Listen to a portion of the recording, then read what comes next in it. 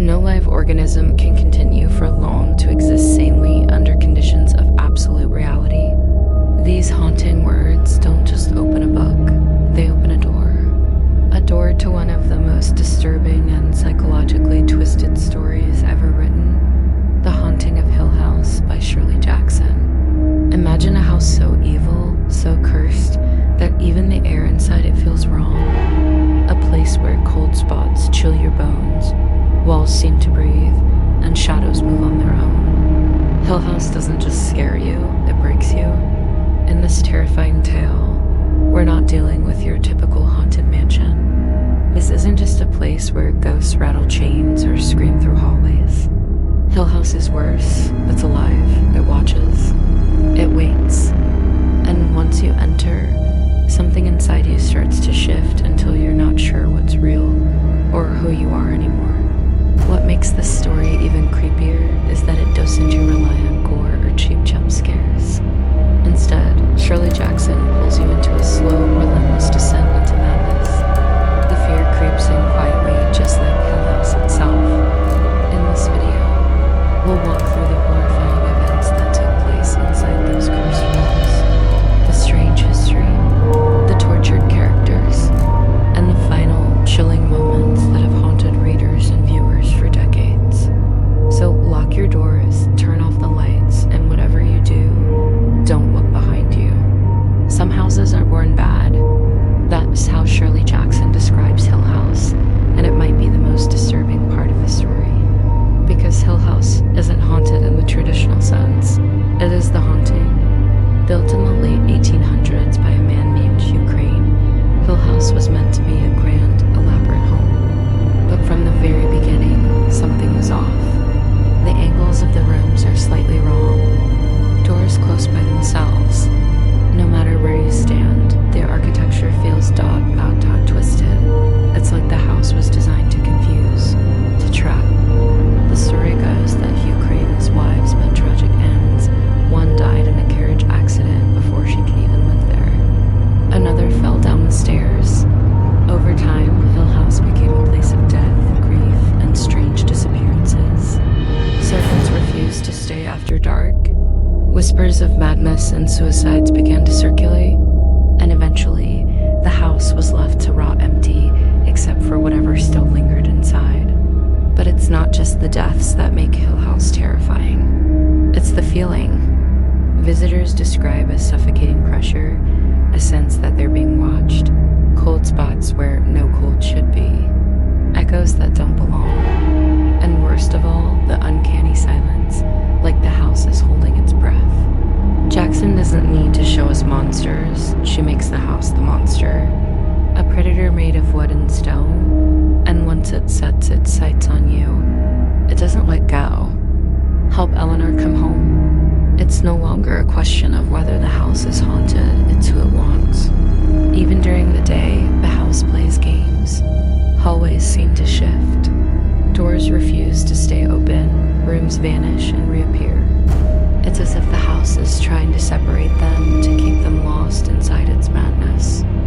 Journeys end in lovers meeting, Eleanor whispers to herself, but this journey ends in terror. Eleanor Vance isn't just another visitor to Hill House, she's its perfect victim.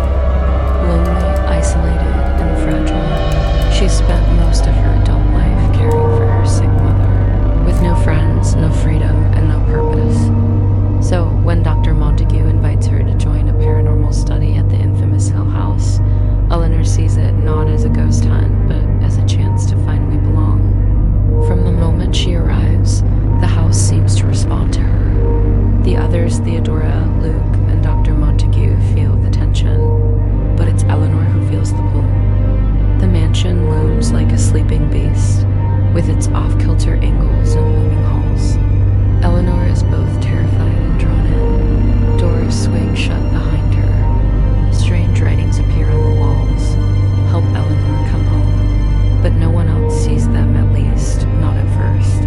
Is the house communicating with her? Or is she unraveling?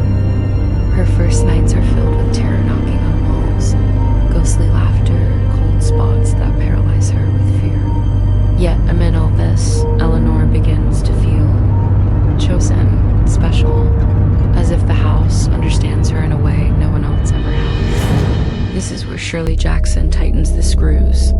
We don't know if Eleanor is being haunted or if her own mind is betraying her. The terror comes not just from the house, but from Eleanor herself. Hill House doesn't just want to scare her, it wants to keep her. And slowly, Eleanor begins to want the same thing. Fear ... is the relinquishment of logic. Inside Hill House, logic doesn't last long. Dr. Montague may have gathered his group with scientific curiosity, but the house has other plans. It starts slowly small disturbances, chilling drafts and noises in the walls. But then the house begins to twist the group itself. Tensions rise. Theodora, confident and bold, becomes easily irritated. Luke, the skeptic, starts drinking more and sleeping less. But Eleanor begins to lose touch. She insists that she hears voices no one else does, that the house wants her, that it's calling her home. One night, Eleanor and Theodora wake to a sound so loud it shakes the walls. It feels like the house is alive, pounding, breathing, screaming. Another time, they see a message written in red across the wall. What's worse is how easily the group turns on each other. Suspicions rise. Paranoia grows. Dr. Montague's calm authority begins to crack. Theodora accuses Eleanor of writing the messages herself. Eleanor, confused and defensive, begins to wonder, did she? Shirley Jackson masterfully blurs the line between supernatural horror and psychological breakdown. The group came to study a haunting, but now they're living inside one. And Hill House is winning. Don't do it, she whispers. Don't go into the nursery. But by now, Eleanor can't stop herself. The house has her. What began as quiet whispers and cold drafts has turned into full-blown obsession. Eleanor no longer sees Hill House as terrifying, but as familiar. As hers, she wanders the halls alone, speaking to the house as if it's an old friend. She dances through empty rooms. She loses time. She laughs at things no one else hears. The others grow concerned. Dr. Montague urges her to leave, but she resists. She insists the house needs her, that it chose her. She's no longer afraid, she's part of it now. Her dreams blur into waking. She begins to hear voices in the walls, whispers behind doors. Her room feels alive. The pounding in the halls grows louder each night. One night, she wakes up holding Theodora's hand, only to realize Theodora is asleep in the other room. So whose hand was she holding? The house isolates her further. The others don't understand, she says. They're outsiders. She is home. This is where Shirley Jackson's genius cuts the deepest. Eleanor's terror isn't just about ghosts or creaking floorboards. It's about losing yourself.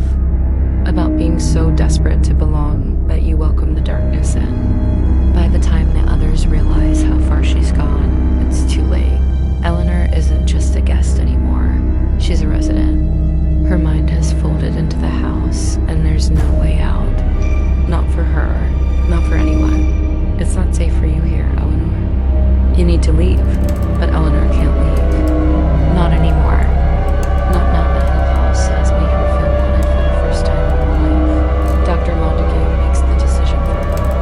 After a night of chilling events, the sound of a baby crying in the walls, doors slamming shut, and Eleanor nearly stepping off the balcony, he tells her she must go. She'd be driven away in the morning. The experiment is over. It's for her own good. But the house doesn't agree. That final night is the most terrifying. Eleanor drifts silently through the halls, barefoot, entranced. She stares into mirrors that don't reflect her properly.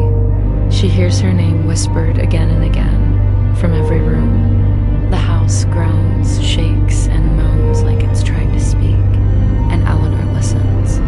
When morning comes, she doesn't pack. She doesn't say goodbye. She drives, but she doesn't get far. Not really. As she turns the corner of the long driveway, Eleanor feels something take over. A final thought enters her mind, not hers, but the house's. Stay.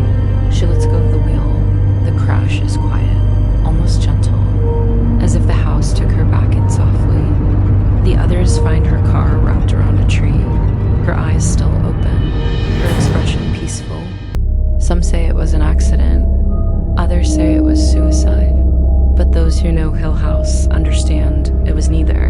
Eleanor didn't leave, not really. She never could. And the house is still there, waiting. Shirley Jackson doesn't give us a monster to defeat. No battle to win. Just a house that devours souls the way trees take fallen leaves, quietly, naturally, inevitably. Because Hill House doesn't just haunt people, it keeps them. Hill House, not sane, stood by itself against its hills. That's how the story ends. Not with a scream, but with silence. With a house that remains unchanged, untouched by time, and still very much alive.